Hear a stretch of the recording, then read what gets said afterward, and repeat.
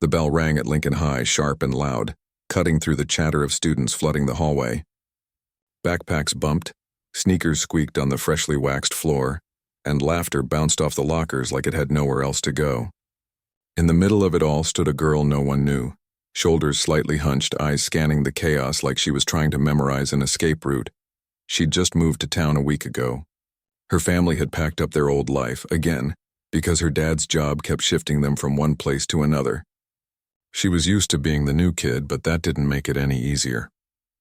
Every school felt like stepping onto a stage without knowing the lines.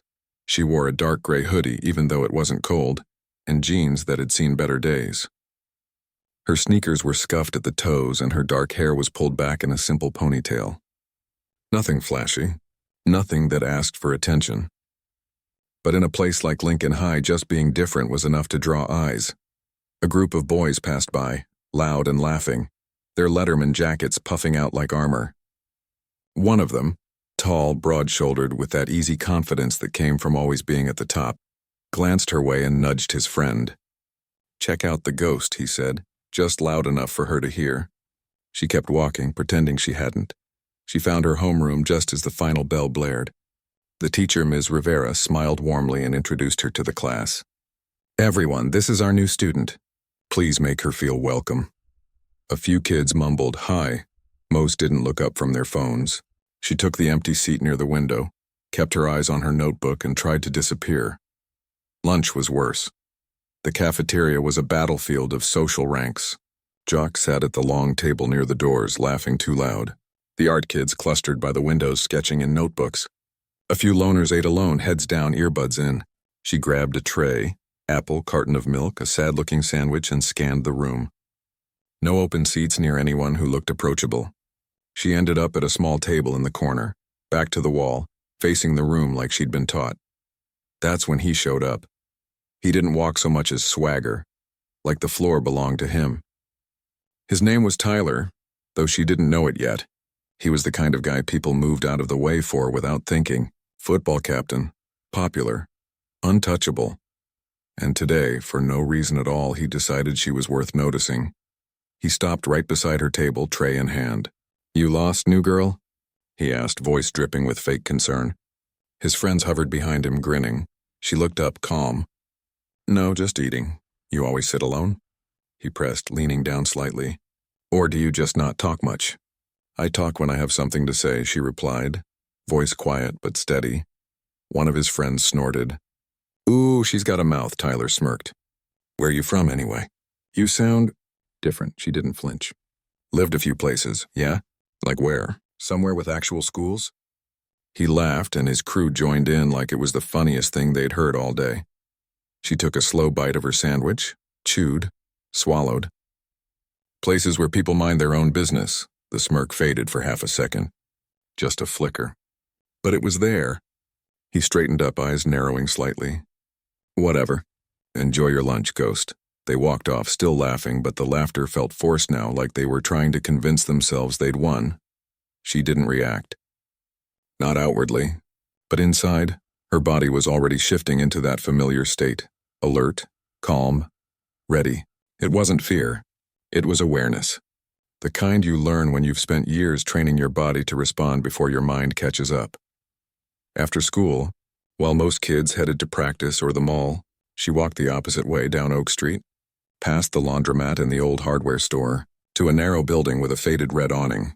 Above the door, in gold letters worn thin by time, it read, "Lee's Martial Arts Academy." Inside, the air smelled of wood polish and old sweat. Mats covered the floor, mirrors lined one wall, and the only sound was the soft thud of fists hitting padded dummies. In the center of the room stood an older man, small but solid, with silver hair pulled into a neat bun and eyes that missed nothing. "Master Lee." He didn't say anything when she walked in, just nodded. She dropped her backpack by the wall, pulled off her hoodie, and tied her hair back tighter. Then she stepped onto the mat. For the next hour she moved, not like someone showing off, not like someone angry, like water, smooth, precise, relentless. She practiced forms she'd learned since she was 8.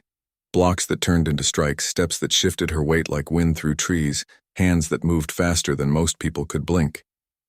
Every motion had a purpose. Every breath was controlled. Master Lee watched silently, arms crossed. When she finished a sequence, he stepped forward. Again, your left elbow drifted. She nodded, reset, and began again. This wasn't just a hobby. It was part of her. She'd started training after something happened back in her old town, something she never talked about. A group of older kids had cornered her after school, thinking she looked easy to scare. They hadn't known she'd been studying Wing Chun with Master Lee for 3 years by then. She didn't hurt them badly, just enough to make them back off. But the look in their eyes afterward, that stayed with her, not fear of her, but fear of what they'd almost become. After that, her parents didn't stop her training. They encouraged it. Knowing how to protect yourself isn't about fighting, her mom had said. It's about never having to. Now in this new town, she hoped it wouldn't come to that. She didn't want trouble. She just wanted to get through the year, make it to summer, maybe find one person who didn't see her as weird or quiet or the ghost. But back at school, word spread fast. By the next morning, everyone knew about the new girl who didn't flinch when Tyler talked to her. Some kids whispered she was cold. Others said she was scared but hiding it. A few thought she was just rude. No one guessed the truth, that she'd spent years learning how to stay calm in the middle of chaos. In second period, someone left a note in her locker. Go back where you came from. She read it, folded it neatly, and threw it away. No anger, just disappointment. At lunch, she sat at the same table. This time, Tyler didn't come over. But she saw him watching from across the room, eyes narrowed like he was trying to figure her out. His friends pointed and laughed, but he stayed quiet. That bothered her more than the jokes. Quiet meant he was thinking. And people like him didn't think for long before they acted. After school, she walked the same route to the academy. The sun was lower now, casting long shadows. She passed a group of kids from her school near the bus stop. They fell silent as she approached. One of them muttered something under his breath. She didn't turn, didn't speed up, just kept walking, hands loose at her sides, posture relaxed but ready. Inside the academy, Master Lee was waiting. You carry tension in your shoulders, he said as she stepped onto the mat. I'm fine, she said. He raised an eyebrow. Fine is not the same as calm, she sighed, finally letting her guard down a little. Kids at school. They're starting. Starting what? Testing me. Master Lee nodded slowly. He'd seen this before. In his decades of teaching, he'd watched countless students face bullies, gangs, even worse. They see stillness and mistake it for weakness, he said. But still water runs deep. Remember that, she bowed slightly. I do. Good, then train not to fight but to protect. Your peace, your dignity, your right to walk through the world without fear. She nodded, took a deep breath, and began her forms again. This time her movements were sharper, more focused. Not angry, just clear.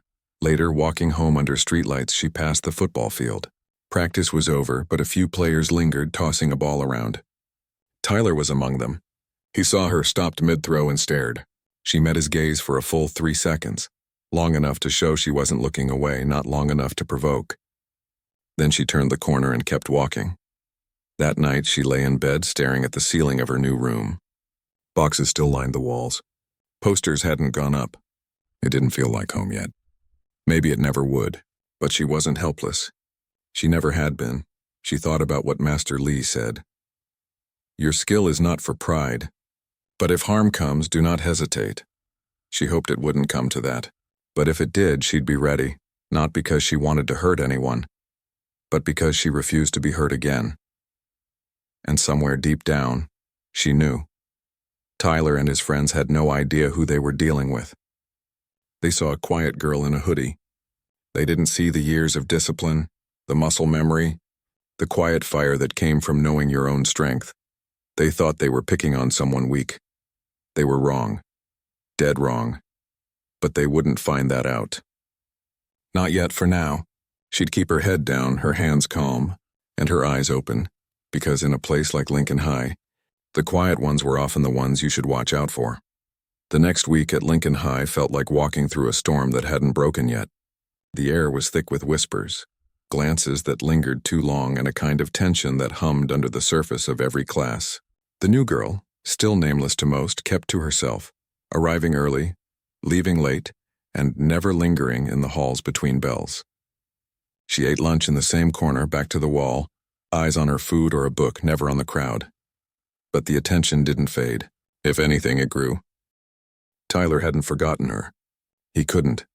There was something about the way she'd looked at him, calm, unshaken, that stuck in his mind like a splinter.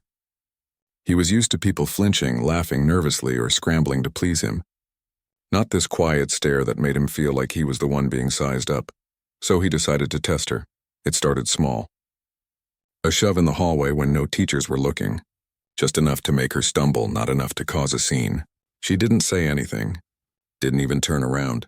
Just adjusted her backpack and kept walking. Then came the notes. Crumpled pieces of paper stuffed into her locker with things like, "Nobody wants you here," or "Freak." She read them once, then tossed them in the recycling bin without a word. One afternoon, she opened her locker to find her lunch bag gone. Not stolen, just dumped on the floor, apple bruised, sandwich smeared with mustard, milk carton crushed. A few kids nearby snickered. She knelt, cleaned it up slowly, and walked to the cafeteria to buy a granola bar. No drama, no tears, just quiet cleanup. That bothered Tyler more than if she'd yelled. She's acting like it doesn't even bother her. He muttered to his friends after practice one day, tossing a football between his hands. Like she's better than us or something. She's just weird, one of them said. Probably doesn't even know how to act normal. Or she's scared, another added.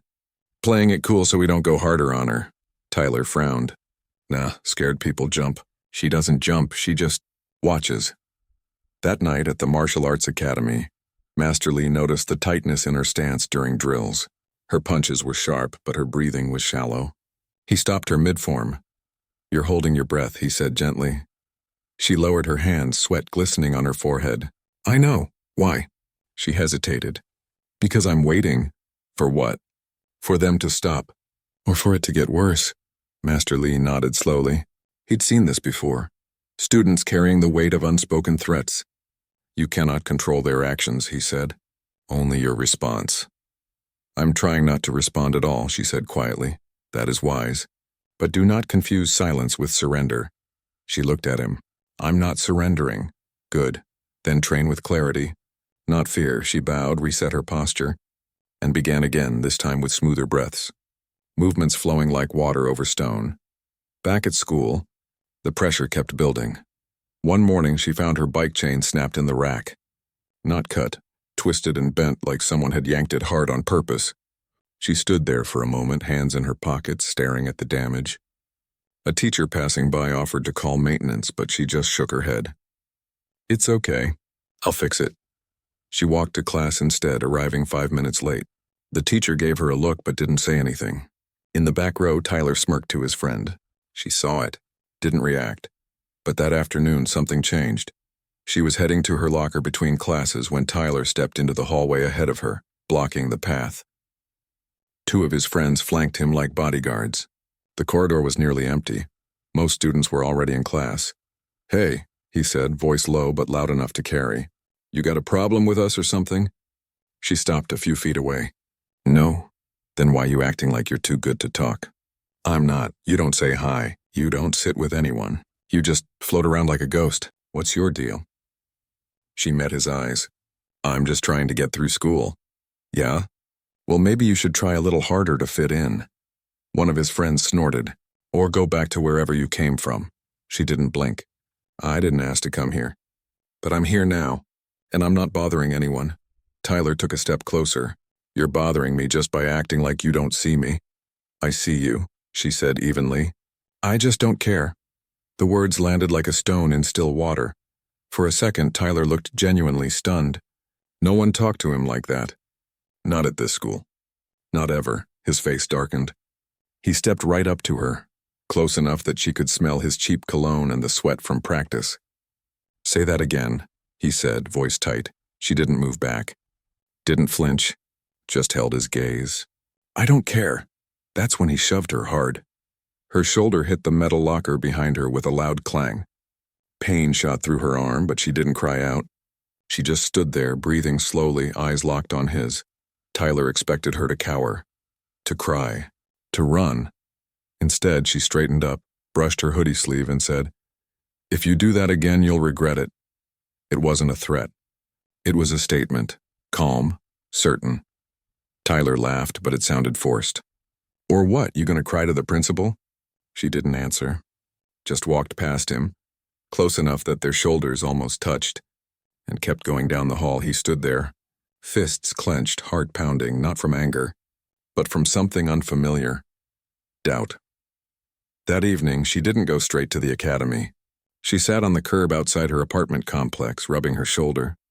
It ached, but nothing was broken. She'd taken worse during sparring. Her phone buzzed. A message from her mom. "How was school?" She typed back, "Fine." She almost added more about the shove, the locker, the bike, but stopped herself. Her parents worried enough. They'd moved her here for a fresh start. Not more trouble. At the academy, Master Lee took one look at her and said, "Show me." She stepped onto the mat and demonstrated the shove. How it came from the right. How her back hit the locker. How her balance shifted. Master Lee nodded. "They are trying to provoke a reaction," he said. "Do not give them one they can use." "I didn't fight back," she said. "Good, but be ready. When someone crosses the line from words to hands, the rules change." She knew what he meant. In Wing Chun, there's a principle. Don't strike first. But if struck, respond without hesitation. It wasn't about revenge. It was about stopping harm before it grew. The next few days were tense. Tyler didn't approach her again, but his eyes followed her in the halls. His friends made exaggerated whispers when she passed. Someone drew a crude picture of her on a bathroom stall. Hoodie, blank face, labeled Ghost Girl. She saw it, sighed, and walked out without a word. But then came the worst part. She'd left her backpack in the library during study hall. When she went back to get it, it was gone. Panic hit her for the first time.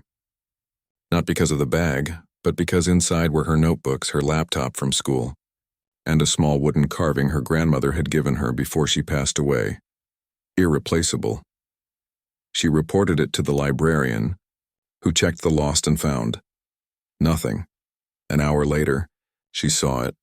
Her backpack was hanging from the flagpole in the center of the school courtyard, upside down, zippers open, papers fluttering in the wind like wounded birds. A crowd had gathered, laughing, taking pictures. She walked through them like they weren't there, climbed onto the low brick planter, reached up and pulled the bag down. Her hands shook, not from fear but from fury. Cold, controlled fury. She gathered her scattered papers, tucked the broken laptop under her arm, and walked straight to the principal's office. The assistant tried to brush her off. "We'll look into it. I want to file a formal report," she said, voice steady. "Theft, vandalism, harassment?" The assistant blinked. "Harassment? Yes, this isn't the first time." She listed everything. The notes, the lunch, the bike, the shove, now this. The assistant's expression shifted from annoyance to concern. The principal called her in. Listened. Took notes. Promised an investigation, but she knew how these things went. "We'll talk to the students involved," he said. "But without proof, it's hard to take action." She nodded. "I understand." But as she left the office, she made a decision. She wouldn't wait for proof. She wouldn't wait for adults to fix it. She'd protect herself, her things, her space, her dignity. That night, she trained harder than ever. Master Lee watched her move, faster, sharper, more focused. "You are preparing," he said. "Yes. For what?" "For whatever comes next." He didn't argue, just nodded. "Then remember, your goal is not to win a fight. It's to end one," she bowed. "I remember." The next day at school, she carried her laptop in a padded case strapped across her chest. Her backpack was zipped tight, worn on her front like armor. She walked with her head up, eyes scanning, posture relaxed but alert. Tyler saw her and frowned. She looked different. Not scared. Not angry. Just ready. He didn't approach her. Not yet, but his friends did. During lunch, two of them accidentally bumped her table, spilling her water. "Oops," one said with a grin. "Clumsy me." She looked at the puddle, then at him. "Clean it up," he laughed. "Make me." She didn't move. Just stared. He shifted uncomfortably. "What, you gonna stare me to death?" She stood slowly, picked up her tray and walked away, leaving the mess behind. But as she passed, she said quietly, "You're not worth my time." The words stung more than a slap. Later, in the parking lot after school, she saw them waiting near her bike. 3 of them. Tyler wasn't there, but his closest friends were, arms crossed, smirking. Going home, Ghost? One called, she kept walking. Hey, we're talking to you! She stopped, turned. Say what you need to say. We heard you went crying to the principal, another said. Trying to get us in trouble? I reported what happened, she said. That's not crying. That's responsibility. They exchanged looks. One stepped forward. You think you're tough now, huh? With your little reports and your weird silence? She didn't answer. He took another step. Maybe you need a real lesson. She didn't move. Didn't tense. Just watched him like she was studying a problem to solve. He reached out to grab her arm. That's when her body moved, not with anger. With instinct. Her hand shot up not to hit but to trap his wrist against her forearm. A basic Wing Chun deflection. She twisted slightly, using his momentum to unbalance him. He stumbled forward, surprised. Don't, she said, voice low but clear. Touch me again. He yanked his arm back, face red. You're crazy! No, she said. I'm trained. They backed off then, muttering curses, but their bravado was gone. They'd expected a pushover. They got someone who knew exactly how to stop them without throwing a single punch. She got on her bike and rode away. Heart pounding, not from fear, but from the realization that it was coming to a head. They wouldn't stop.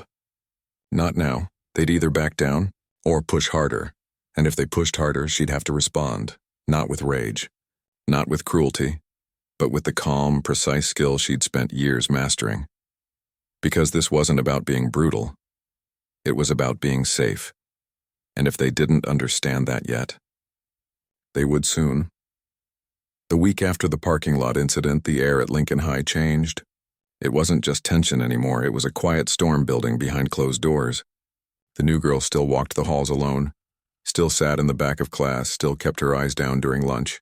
But now people watched her differently, not with pity or mockery, but with something closer to caution. Tyler hadn't spoken to her since the shove in the hallway, but his silence was louder than his words.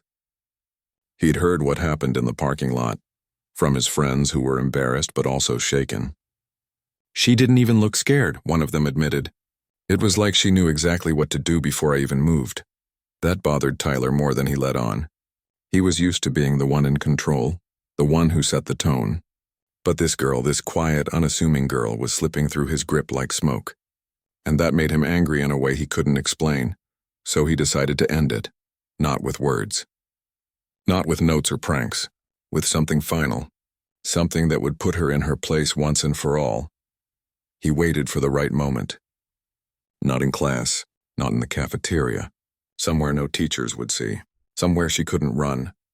He chose the old stairwell, near the gym, the one that was rarely used because the lights flickered, and the door didn't lock properly. Perfect. He told his 2 closest friends to meet him there right after lunch. We're finishing this, he said, voice low. She thinks she's untouchable. Let's remind her she's not. They nodded, eager. They wanted to prove they weren't scared. They wanted to prove she was just bluffing. The new girl didn't know any of this. She ate her lunch like always, read a few pages of her book, and packed up when the bell rang. She walked toward her next class, taking the usual route, past the science wing, down the main corridor. But halfway there she felt it, that familiar prickle on the back of her neck. The kind that meant someone was watching, not just glancing, staring, waiting. She slowed her steps, scanned the hallway, empty, too empty. Most students were already in class. The only sound was the hum of the overhead lights. Then she saw them, Tyler and his 2 friends standing at the entrance to the stairwell, blocking the path. They weren't hiding. They were waiting for her. Her stomach tightened, but her breathing stayed even. She could turn around, go another way. But that would mean letting them chase her forever.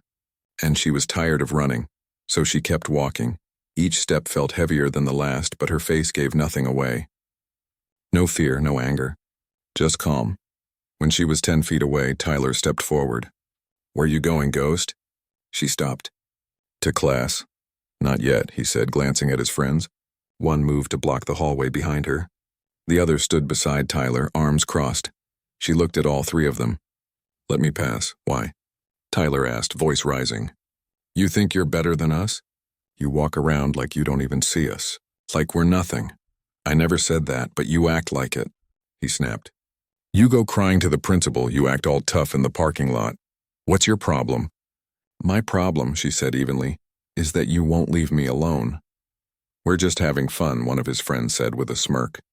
Can't take a joke? This isn't a joke, she replied. It's harassment.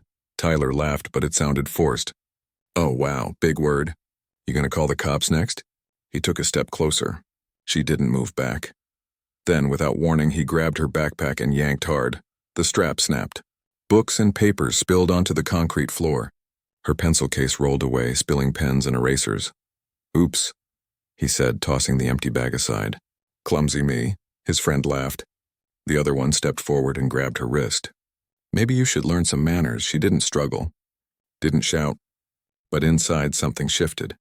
This wasn't just teasing anymore. This was physical. This was crossing the line. She tried to pull her arm free. Let go. Make me, the boy sneered. Tyler stepped in front of her, eyes blazing. You really think you can walk around here like you own the place? You're nobody. You don't belong here. She looked at him, really looked, and for the first time she saw it. Not just cruelty, but insecurity.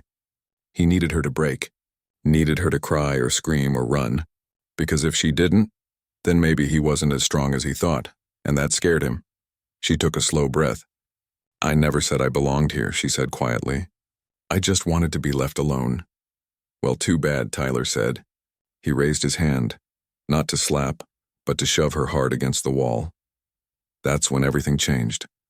Her body moved before her mind could catch up.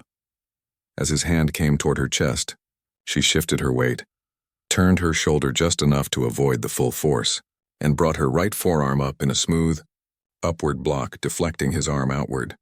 It wasn't violent. It was precise, like water redirecting a stone.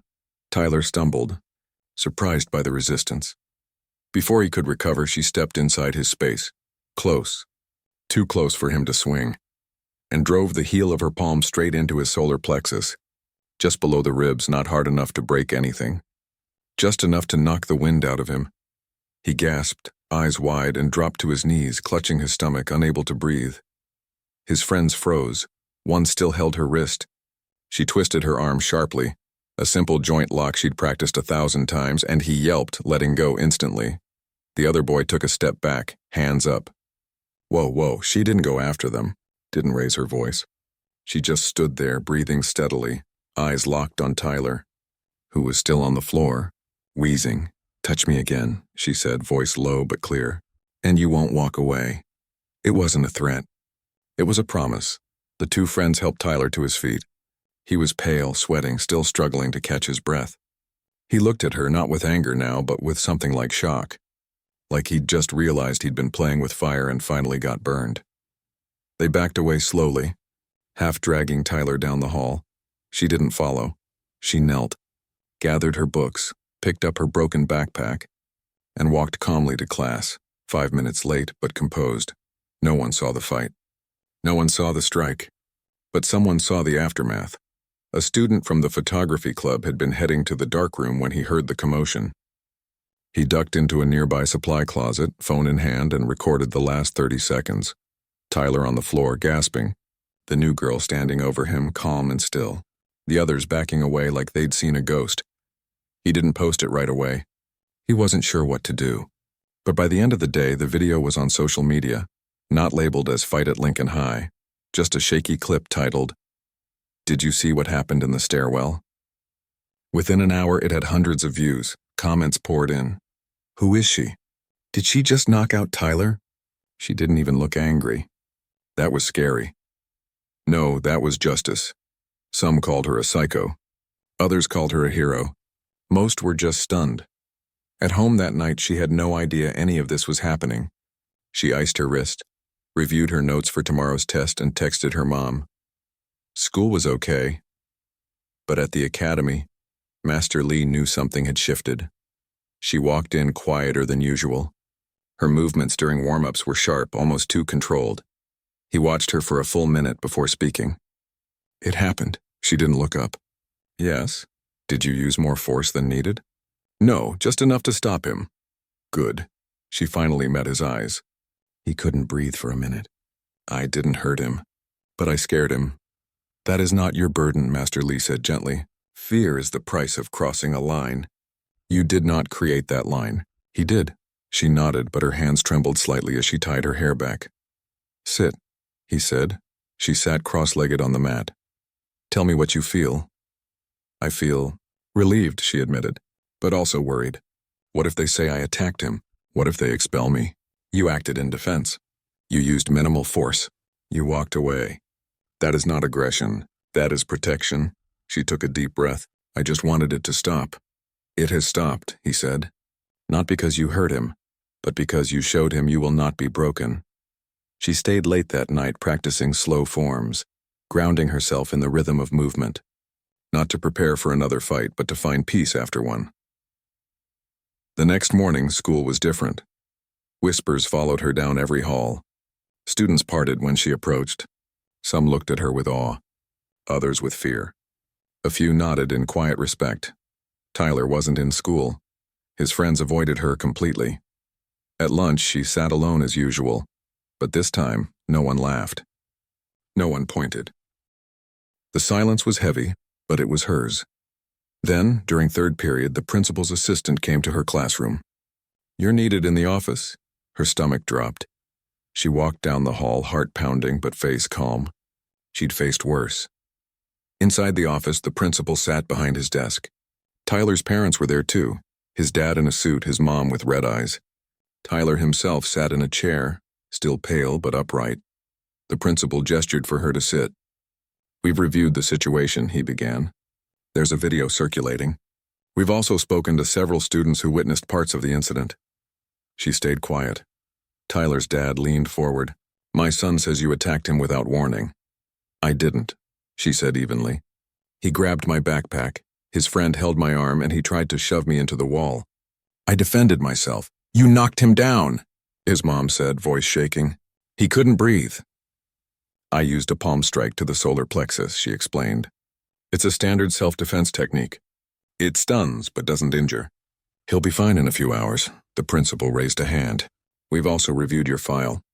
You've reported multiple incidents of harassment over the past 2 weeks. Notes, property damage, physical contact. None were properly addressed. Tyler's parents exchanged glances. We also spoke with your martial arts instructor. The principal continued. He provided documentation of your training. 8 years of disciplined practice focused on de-escalation and minimal force. He paused. Based on all evidence, we've determined you acted in lawful self-defense. No disciplinary action will be taken against you. Relief washed over her, but it was short-lived. Tyler looked at her then. Not with anger. Not with pride. With something raw and unfamiliar. Shame. I didn't think you'd fight back, he mumbled. I didn't want to, she said. I just wanted to be left alone. He nodded slowly. Didn't say anything else. His parents stood to leave. His dad gave her a stiff nod. His mom wouldn't meet her eyes. After they left, the principal sighed. I'm sorry it took this long for us to see what was happening. We're launching a full review of our anti-bullying protocols. She stood. Thank you. As she walked out, she passed a group of students huddled near the water fountain. They fell silent as she approached. But one girl, small with glasses and a faded band t-shirt, caught her eye and gave her a tiny, grateful smile. She didn't know why. But later she'd learned that girl had been bullied for months too. And seeing someone stand up, calmly, firmly, had given her hope. That afternoon at the academy, Master Lee didn't ask what happened. He just handed her a cup of tea. She sat on the steps outside, sipping it, watching the sunset paint the street gold. She wasn't a hero. She wasn't a fighter. She was just a girl who refused to be afraid. And for the first time in weeks, she felt like she could breathe. But she knew it wasn't over. Because now, people saw her differently. And with that attention came new challenges. But that was for tomorrow. Tonight, she was just tired. And for once she was safe. The days after the stairwell incident didn't feel like victory. They felt like walking through fog. Everything was quieter, but nothing was clear. At school, the new girl moved through the halls like a shadow that everyone suddenly noticed. Kids didn't laugh when she passed. They didn't whisper behind her back, at least not where she could hear. But they watched. Some with wide eyes like she might snap at any second, others with something softer like gratitude or curiosity. She didn't like the attention. She never had. All she'd ever wanted was to be left alone, to finish the school year without drama, to blend into the background like she always had before. But now she was front and center whether she liked it or not. The video had spread fast, not just in school but across town. Parents were talking. Teachers were nervous. The local news even picked it up for a brief segment. Student uses martial arts to defend herself. School reopens bullying investigation. They didn't show her face, but everyone knew who it was. Some people called her brave, others called her dangerous. Online comments argued for hours. She should have just told a teacher. Sears teachers never listen until someone gets hurt. She didn't read them. She knew better than to dive into that noise. But the fallout was real. Tyler stayed home for 3 days. When he finally came back, he walked with his head down, shoulders hunched like he was trying to disappear. He didn't look at her, didn't talk to his old friends much. Something had shifted in him, not just physically, but inside. The kind of shift that comes when you realize you've been wrong and you don't know how to fix it. His friends kept their distance too. One of them even apologized quietly in the hallway between classes. "I didn't know it was that bad," he mumbled, eyes on the floor. "I just went along with it." She nodded. Didn't say anything. But she believed him. The school took action. Slowly but surely. The principal held an assembly about respect and boundaries. Counselors started checking in with students who'd reported bullying in the past. New posters went up. "See something? Say something, Doug. Your voice matters," though it wasn't perfect. But it was a start. What surprised her most, though, wasn't the school's response, it was the students'. A week after the incident, she was sitting alone at lunch again, eating a banana and reading, when a boy she'd never spoken to slid into the seat across from her. He was small for his age, with messy hair and a stutter he tried to hide by speaking slowly. He didn't say anything at first. Just sat there, twisting the cap on his water bottle. She looked up. "You okay?" He nodded, then took a breath. I saw what happened. She waited. "I get picked on too," he said, voice barely above a whisper. "Not like you, but they call me names. Trip me in the hall. Say I talk funny." She didn't offer empty comfort. Didn't say it'll get better. She just said, "That's not your fault." He looked at her like no one had ever said that to him before. His eyes got a little shiny, but he blinked it away. I wanted to say thanks for not backing down." She gave a small nod. "You don't have to thank me, but you showed them that it's okay to stand up. Only if you're ready," she said, "and only if you're safe." He stayed for the rest of lunch. They didn't talk much after that, but he came back the next day. And the next other kids started doing the same, quietly, carefully. A girl who sat alone in art class began waving when she passed. A freshman who'd been shoved into lockers for weeks started walking a different route, one that happened to cross hers, just to say hi. She wasn't their leader. She didn't want to be, but she was proof that you could be quiet and still be strong, that you could be kind and still protect yourself. Still, not everyone saw it that way. One afternoon, as she walked to the bike racks, a group of older students blocked her path. Not Tyler's crew, different kids from the other side of the school. Tough-looking with scowls and crossed arms. "Hey," one said, stepping forward. "You the one who knocked out Briggs?" She stopped. "I defended myself." "Yeah, well, word is you're some kind of martial arts ninja," he sneered. "Think you're better than everyone?" "I don't think that," she said calmly. "Prove it," another challenged. "Fight me. Right here." She shook her head. "No, scared now?" He laughed. "No," she said. "I just don't fight for show. Or for pride." They exchanged glances, unsure how to respond to someone who wouldn't rise to the bait. After a moment, they backed off, muttering about her being weird or fake tough. She got on her bike and rode away, heart steady. She knew the difference between real threat and empty noise. And these guys? Just noise. That night at the academy, Master Lee was waiting for her with tea and silence. After she finished her forms, he said, "You are being tested in new ways." "How do you mean?" "Before they tested your fear. Now they test your character. They want to see if power changes you." She thought about that. I don't feel powerful. You don't need to feel it, he said. You only need to use it wisely, she bowed. I'll try. The next week, something unexpected happened. The school counselor asked to meet with her. Not for discipline, not for investigation, for an idea. We've had a lot of students come forward since everything, the counselor said gently. More than we expected. They feel safer speaking up now. But some of them, they don't just want to report bullying. They want to know how to protect themselves. How to feel strong. The counselor paused. Would you be willing to help? Not as a fighter. As a guide. We could start a small workshop. Self-awareness, boundary setting, basic safety. Nothing aggressive, just tools. She was quiet for a long time. I'm not a teacher. You don't have to be, the counselor said. Just someone who's been through it. Someone who knows that strength isn't about hitting, it's about standing your ground. She thought about the boy who ate lunch with her. The girl who waved in art class. The kids who walked a little taller now. Okay, she said, but only if it's about respect. Not revenge. Absolutely, the counselor smiled. We'll call it standing tall. The first session was small, just 6 students, all nervous, all sitting on the edge of their chairs in the empty drama room after school. She didn't wear her hoodie that day.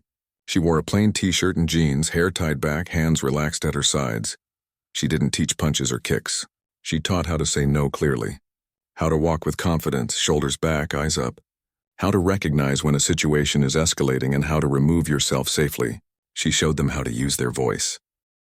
Loud, firm, direct, because often that's enough to stop someone. One girl asked, what if they don't listen? Then you get help, she said. From a teacher, a friend, a stranger. Your safety isn't your burden alone, another asked. What if you're scared? Be scared, she said. But don't let fear silence you. Fear is normal. Silence is what lets bullies win. They practice saying things like, stop, I don't like that. Or, back off. At first, their voices were shaky. By the end, they were stronger. After the session, the boy with the stutter stayed behind. Can I ask you something? Sure. Do you ever still feel scared? She looked at him honestly. Every day, but I don't let it decide what I do. He nodded, like that was enough. Word spread about the workshop. More students signed up. Even a few teachers sat in, not to supervise, but to learn. Meanwhile, Tyler was changing too. He started eating lunch alone, away from his old group. He joined the school's peer mediation club, something no one saw coming. He didn't talk to the new girl, but he didn't avoid her either. Sometimes in the hallway they'd pass each other and he'd give a small, almost invisible nod. She'd return it. No words needed. One afternoon she saw him helping a freshman pick up books after someone knocked them out of his hands. Tyler didn't say anything, just handed the books back and walked away. She told Master Lee about it that night. He's learning, he said simply. Do you think people can really change? She asked. I think people can choose to, he replied. And sometimes it takes seeing someone else stand firm to remind them they have that choice. As the weeks went by, the school felt different. Not perfect, but lighter. Fewer shoves in the hall, fewer cruel jokes. More kids sitting together who never would have before. And through it all, the new girl stayed steady. She still trained every evening. Still kept to herself most of the time. But now, when she walked down the hall, it wasn't with her head down. It was with quiet awareness. Like someone who knew her place in the world and wasn't afraid to hold it. One evening, as she locked up her bike outside the academy, she saw a flyer taped to the lamppost. It was for the school's end-of-year assembly. Her name wasn't on it, but standing, tall, was listed as a student-led initiative being recognized for promoting safety and respect. She smiled, just a little, and kept walking. She wasn't looking for praise. She never had been. But maybe, just maybe, her quiet strength had done more than protect herself. Maybe it had given others permission to find their own.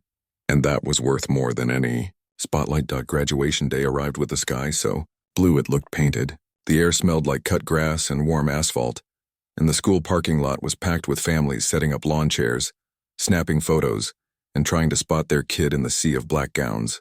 For most students, it was a celebration, a finish line they'd been running toward for years. For the new girl, it felt more like a quiet exhale after holding her breath all year. She stood near the back of the lineup, adjusting the tassel on her cap. Her parents were out there somewhere, probably near the front row like always, her mom already dabbing her eyes with a tissue. She hadn't expected to make it this far without more trouble, but somehow she had. The past few months had been nothing like she imagined. After the stairwell incident, she thought things would get worse, more rumors, more enemies, maybe even expulsion. Instead, something unexpected happened. People started listening. Not just adults, but students too. The workshop she'd helped start, Standing Tall, was now a regular after-school program, run by a rotating group of students who'd been through it themselves. It wasn't about fighting. It was about voice, space, and knowing your worth. She'd even seen Tyler at one of the early sessions, not as a participant, but sitting in the back, arms crossed, listening. He never said a word, but he came back twice more. The last time, he stayed after and asked if he could help organize the sign-up sheets. She'd nodded. No hard feelings, just moving forward. Now, as the principal called names one by one, she waited her turn, hands folded, heart calm. When her name was finally called, she walked across the stage with steady steps, accepted her diploma, and gave a small wave to her parents. No grand gestures, no speeches, yet, because she had one more thing to do. After the ceremony, while families hugged and took pictures, the principal asked her to step up to the mic for a few closing words. She hadn't planned to speak, but when he said, "You've changed this school more than you know," she couldn't say no. She adjusted the microphone, looked out at the crowd, not just graduates, but teachers, parents, even some younger students who'd come to watch, and took a breath. "I didn't come here looking to be anyone's hero," she began, voice clear but quiet. "I just wanted to get through the year without being pushed around. I didn't want attention. I didn't want drama. I just wanted to be left alone." She paused. A few people nodded. Others leaned forward. But sometimes just standing your ground without yelling, without hurting anyone, can change everything. Not because you're strong in the way people think, but because you show others that it's okay to protect yourself, that you don't have to be loud to matter. That quiet doesn't mean weak. She looked toward the group of students who'd been in the workshop. The boy with the stutter gave her a small thumbs up. The girl from art class smiled. "Strength isn't about how hard you hit," she said. "It's about knowing when not to. It's about walking away when you can, and standing firm when you can't. It's about helping someone else find their voice after you found yours." She stepped back from the mic before she said too much.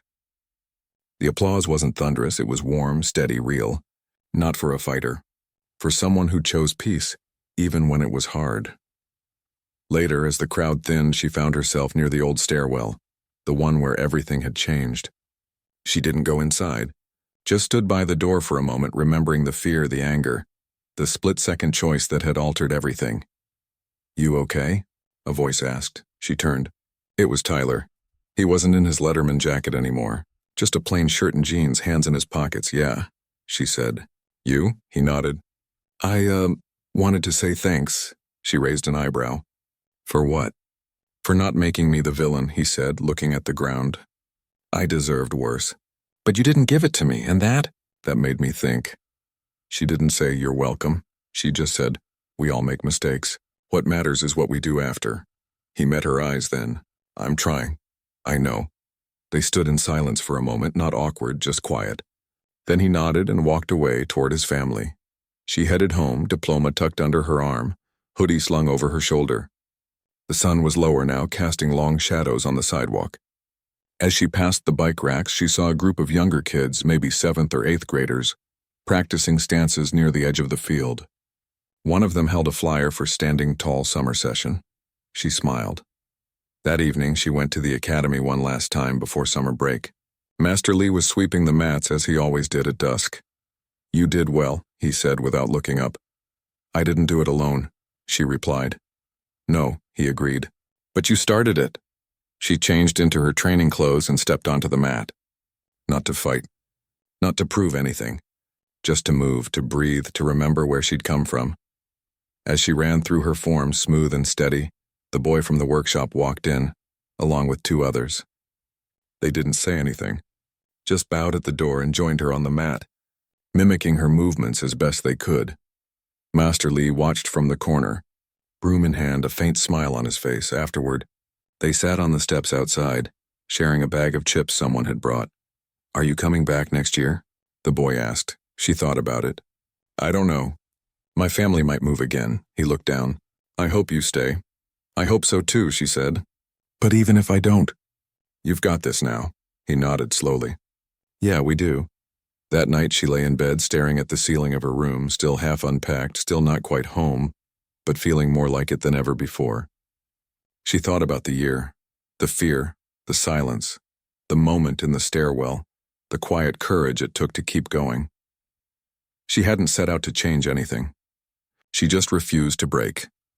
And in doing that, she'd given others permission to stand tall too. The next morning she woke early and rode her bike to the park. A few kids from the workshop were already there, practicing breathing exercises under a big oak tree. They waved when they saw her. She joined them, not as a teacher, not as a hero, just as one of them. No one called her Ghost anymore. They didn't need to give her a new name. They just knew her, and that was enough. As the summer stretched ahead, warm, open, full of possibility, she felt something she hadn't in a long time: peace. Not because the world was perfect, but because she knew deep in her bones that she belonged, not by fitting in, but by being exactly who she was. Strong, quiet, kind, ready.